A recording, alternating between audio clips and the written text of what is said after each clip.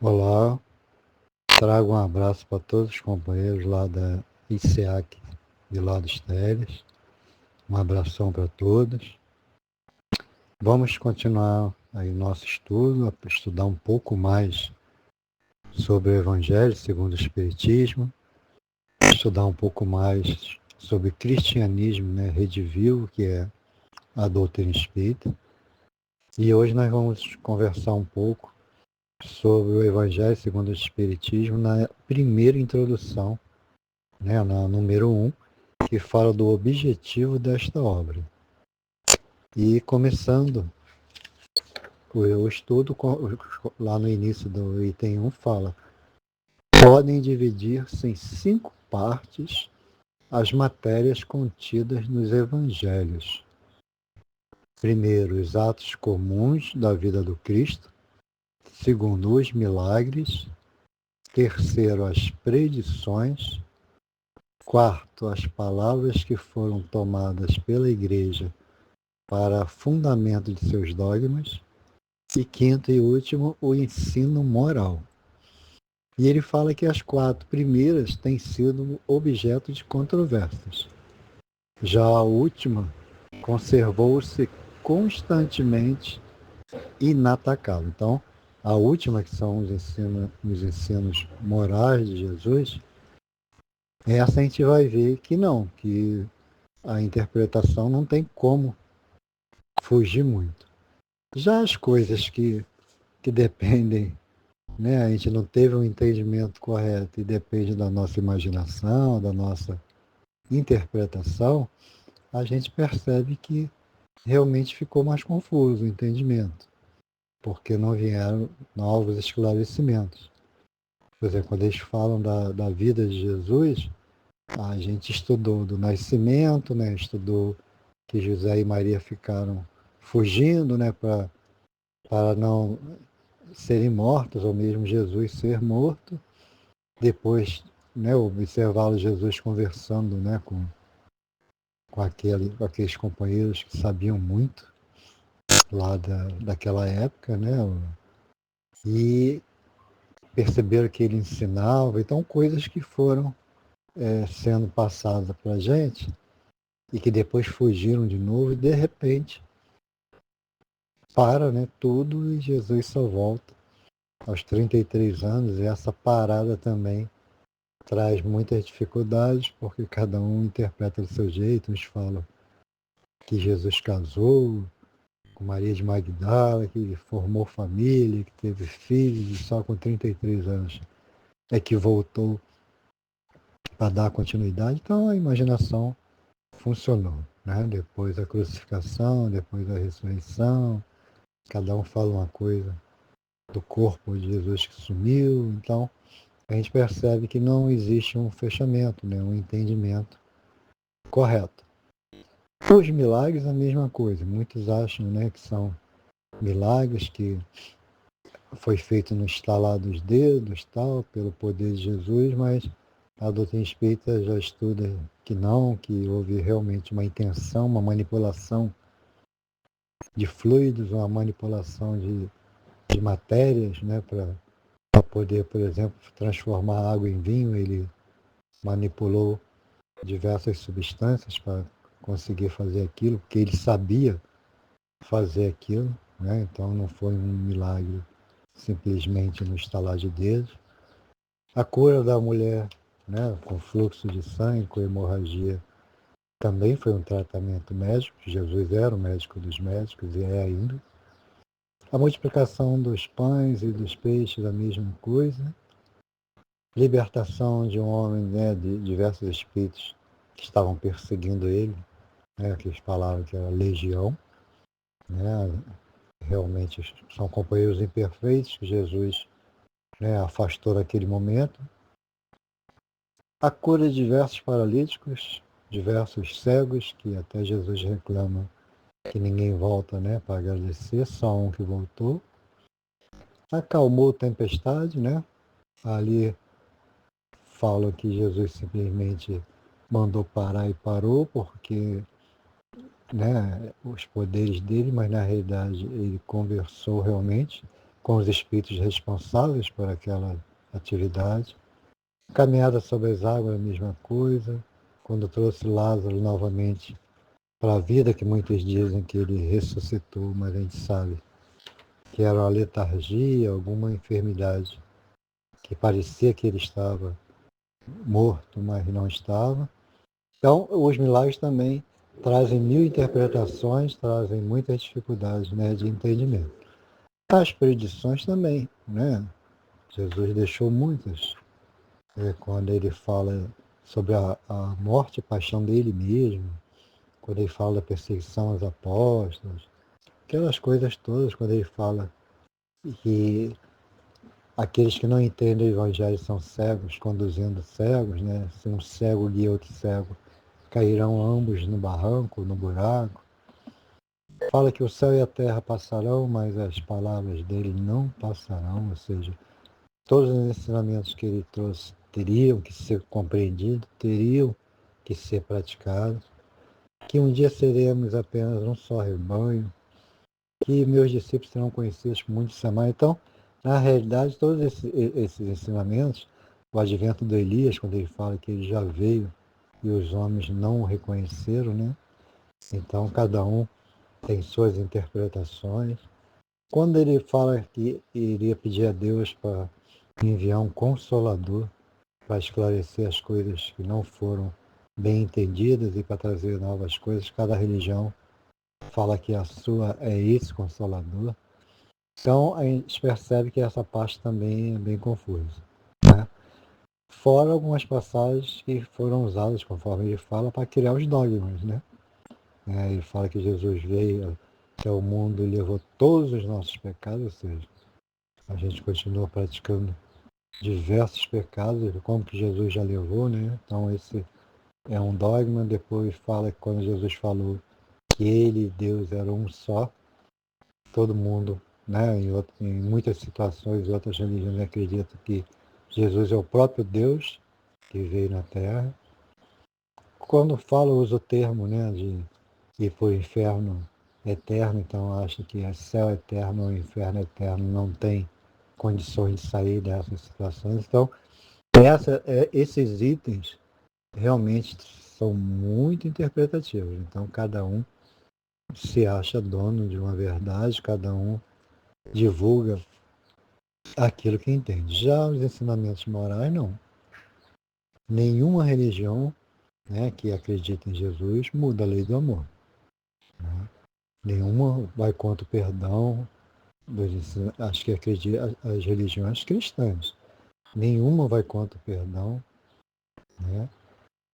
Nenhuma vai contra quando Jesus fala que devemos ser brandos como uma ovelha, mas prudentes como uma serpente. Isso é muito necessário no nosso mundo, né? Então, os ensinamentos morais de Jesus são importantíssimos e nenhuma religião realmente foge disso. A gente percebe que até lá nas bem-aventuranças, que foi o Sermão da Montanha, quando Jesus fala das bem-aventuranças, todas as religiões também aceitam, pode até não compreender, né, porque a gente vai ver que não aceitando a reencarnação fica um pouco mais difícil de aceitar algumas coisas, mas a gente percebe que é aceito do seu jeito, é aceito da sua forma. Tem que aceitar e pronto. Então, os ensinamentos morais, que é o que a gente tem que estudar, é algo realmente fantástico, que estão em todas, né, em todas as religiões.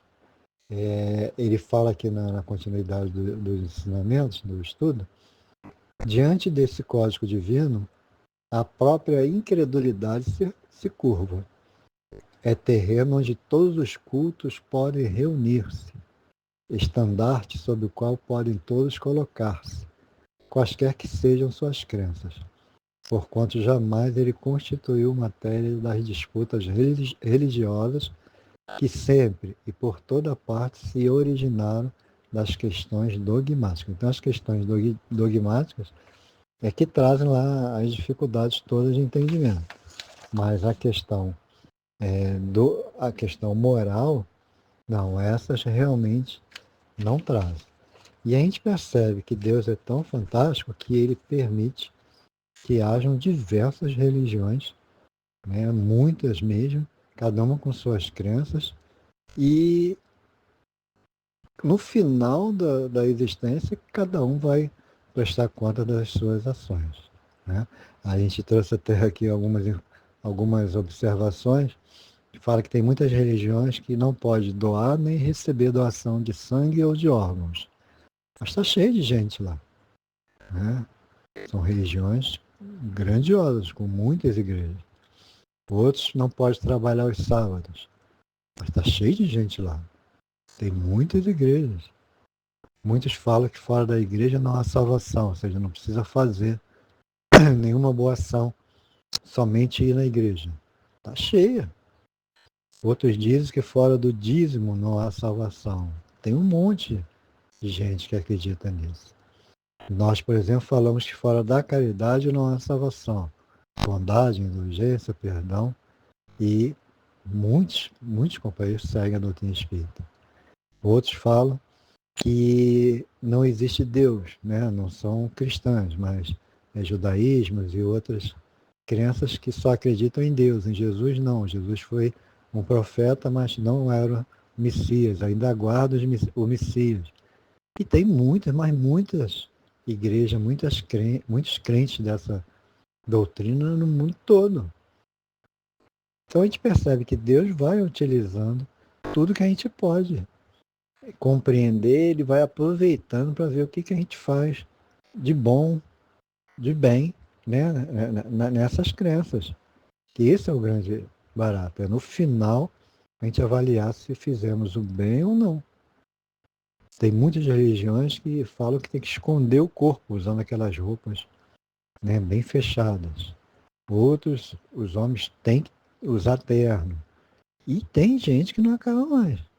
Né? Tem uns que chegam ao ponto de dizer que somente os membros daquela religião é que são seus irmãos. A família, outros companheiros que estão no mundo, ou seja, não estão naquela religião, não fazem parte da sua família e não são filhos de Deus. E a gente percebe que isso vai acontecendo e o mundo é cheio dessas coisas. Né? Aquele Henri Cristo que fala que é Jesus Cristo reencarnado, a igreja dele é bem montada, tem muita gente frequentando. Então a gente percebe que Deus permite que cada um faça o melhor uso possível das suas crenças, mas por misericórdia. Né? Porque como é que vai dizer qual que é a melhor? Se a gente tem que ir descobrindo, a gente mesmo, nós mesmos é que temos que ir descobrindo e vendo o que é certo, o que é errado, né? Conseguindo interpretar de forma correta, tanto que ele coloca. Aliás, se o discutissem, nele teriam as seitas encontrado sua própria condenação, visto que na maioria elas se agarram mais à parte mística do que à parte moral, que exige de cada um a reforma de si mesmo. Então, conforme Paulo dizia, tudo me é permitido, porém nem tudo me convém. Posso fazer qualquer coisa, mas nem tudo vai me trazer elevação moral. Por quê? Porque a gente não entende ainda. A gente pode fazer o que quiser nesse mundo. Pode matar, usar drogas, fazer... A gente vê isso aí nos noticiários. As coisas vão acontecendo. Mas o resultado dessas ações vai trazer um grande sofrimento, né, para todos nós. Então, por isso que ele pede para que a gente passe a praticar o bem. Por isso que a doutrina espírita, né, trouxe o Evangelho segundo o Espiritismo, trazendo os ensinamentos de Jesus. A gente sabe que muitas religiões utilizam o Velho Testamento, né, o Antigo Testamento. Analisa a questão de Israel, guerras, perseguições, aquelas coisas todas, que na realidade isso faz parte da história. O que realmente manda hoje em dia não é isso. Porque lá continua a mesma coisa, continuam as guerras, continuam os sofrimentos, Aquele local não mudou muita coisa. Agora, nós, com o passar do tempo, nós fomos modificando, e com Jesus, quando Jesus veio, ele trouxe a boa nova. Então, ensinamentos novos, não veio destruir a lei, né? Isso, ele falou, não vim destruir a lei, mas cumpri-la. Mas trouxe novos ensinamentos para aqueles que querem se modificar, para aqueles que querem perdoar, para aqueles que querem fazer ao próximo o que queiramos que eles nos façam, aqueles que querem ser benevolentes, né? Então a gente percebe que os ensinamentos de Jesus é realmente o Novo Testamento. O que a gente tem que estudar é o Novo Testamento. E é justamente o que o Evangelho segundo o Espiritismo nos traz, nos trouxe, é o ensinamento do Cristo. A gente vai ver lá que tudo está envolvido naquela transformação, naquela vontade de Jesus de ver, de auxiliar para que a gente pudesse se modificar, para que a gente pudesse se tornar melhores. Né? Ele fala que para os homens, em particular, constitui aquele código uma regra de proceder que abrange todas as circunstâncias da vida privada e da vida pública. O princípio básico de todas as relações sociais que se fundam na mais rigorosa justiça. Então, quando a gente fala de ensinamentos, seja dos dogmas, né, que diversas religiões têm, seja dos ensinamentos de Jesus, sem a reencarnação fica muito difícil. Fica uma linguagem que a gente não entende. Mas com a reencarnação, que é o que a gente estuda na doutrina espírita, tudo fica diferente, porque a gente começa a entender que esse mundo, apesar de todos esses sofrimentos que existem, muitos espíritos já se melhoraram e já seguiram na sua caminhada. Os que estão hoje em sofrimento, em dificuldades, somos nós, que ainda temos muitos débitos. Mas muitos companheiros que vieram antes de nós passaram pelos sofrimentos desse mundo e conseguiram, muitos deles, conseguiram se elevar a tal ponto que não precisam vir mais nesse mundo. A não ser que seja para trazer algum progresso moral, intelectual mesmo, né? Então, se a gente for analisar, Judas, por exemplo, que é um dos condenados por ter entregue Jesus, ter vendido Jesus, resgatou, reencarnou diversas vezes até ser Joana d'Arc, que também foi vendida por 30 moedas. Né? Então, um espírito que já seguiu em frente.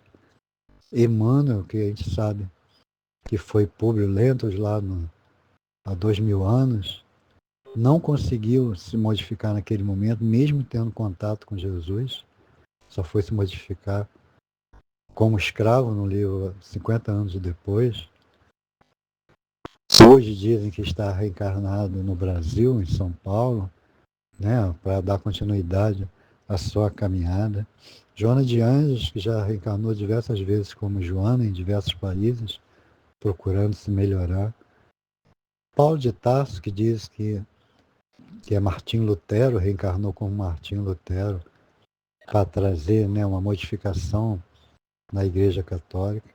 O próprio Kardec, né, que era um espírito já com bastante evolução, dizem que foi Platão, foi o druida, né, Allan Kardec, foi Cornélio que pediu ajuda para Jesus, para um dos soldados dele que estava doente, até reencarnar como Hipólite, né, Rivail, que depois mudou para Allan Kardec, que é o que trouxe todos esses ensinamentos. Então, a gente percebe que esses companheiros já passaram pelo mundo e a gente conhece esses, né? Muitos outros a gente não conhece, mas que também já passaram por aqui e seguiram em frente. Não é isso? Ele fala que pediria a Deus para enviar um espírito de verdade, né, que pudesse trazer os ensinamentos. A gente percebe que todas as religiões dizem que o espírito de verdade seria a religião deles, né, o ensinamento deles. Se trouxer um entendimento para o bem, ótimo. Eu sei né? E nós sabemos da doutrina espírita que na doutrina espírita realmente é uma doutrina fantástica. Mas sabemos também que não podemos desfazer de nenhuma outra. Agora, que na doutrina espírita realmente está todos esses ensinamentos bem mais esclarecidos, a todos os momentos surgem novas informações, a gente percebe que, sim, se não for o Espírito de Verdade do doutrina espírita, tem outro nome, porque realmente ela esclarece e bastante realmente. Então a gente percebe que cada um tem suas crenças e nós temos a nossa. A gente fica com fora da caridade não há salvação. Que a gente precisa se modificar. E Jesus, quando trouxe, né, aquele sermão da montanha, ele aproveitou, né, aqueles momentos de sofrimentos que existem no mundo, né, e colocou duas situações, né, informando para a gente sobre as bem-aventuranças. Quando ele fala bem-aventurados os pobres de espírito, porque deles é o reino dos céus, ele mostra que num mundo com tanto orgulho, egoísmo, ganância e tantas outras coisas, se conseguirmos sermos humildes, simples de coração, seremos bem-aventurados. Se não quisermos sermos bem-aventurados, a gente vai ficar no orgulho, no egoísmo e tantas outras situações. Então ele praticamente deu a opção do livre-arbítrio para que a gente decidisse o que a gente queria fazer no mundo tão sofrido. E que ele estava dando condições de sermos melhores mesmo naquele momento de sofrimento. Ou seja, corrigindo nossos erros e sendo melhores moralmente e intelectualmente também. Quando ele fala bem-aventurados os aflitos, porque eles serão consolados, no mundo com tantas dores, sofrimentos, bala perdida, não sei mais o que, ter resignação, fé raciocinada que a doutrina espírita nos traz e conseguirmos seguir em frente, mesmo com o nosso sofrimento, ajudando outros companheiros também a superar as suas dificuldades, ele fala que seremos bem-aventurados no céu, no plano espiritual, no local que a gente acha, né, que a gente entenda. Mas na parte espiritual seremos bem-aventurados. Agora, se a gente não se modificar, se a gente não se melhorar, não adianta, né? A Emmanuel fala que muitos que sofrem no nosso mundo não são bem-aventurados no céu. Porque na realidade a gente precisa realmente aproveitar, né? Conforme fala no livro na oração do Pai Nosso, quando fala lá que seja feita a sua vontade, nós estamos permitindo a Deus que se cumpra todo o nosso planejamento. Mas quando vem um sofrimento, alguma coisa, a gente se revolta contra Deus, a gente fica chateado. Né? Quando a gente, na mesma oração do Pai Nosso, a gente fala, livrai-nos de todo o mal, tem uma página que fala que a gente pede livrai-nos de todo o mal e logo em seguida já vai praticar um monte de delitos. Então a gente precisa ter discernimento entre o certo e o errado. Autoconhecimento das nossas imperfeições e transformação, ou seja, para sermos um dia bons naturalmente. Dizem que um dia seremos bons naturalmente, sem forçar, sem ficar vigiando para não errar. Nós seremos bons naturalmente a qualquer momento. E a doutrina espírita pode nos trazer essas condições. Cabe a nós nos esforçarmos, cabe a nós estudarmos, cabe a nós orarmos a Deus pedindo entendimento para que a gente possa aproveitar essa doutrina. E a introdução do Evangelho nos ensina justamente isso, que é uma doutrina e tanto, e que se soubermos aproveitar, iremos, né, para lugares melhores, tanto nesse mundo como na vida verdadeira, que é espiritual. Tá bom? Fiquem todos com Deus. Ótimo 2025 para todos, tá bom? Abraços.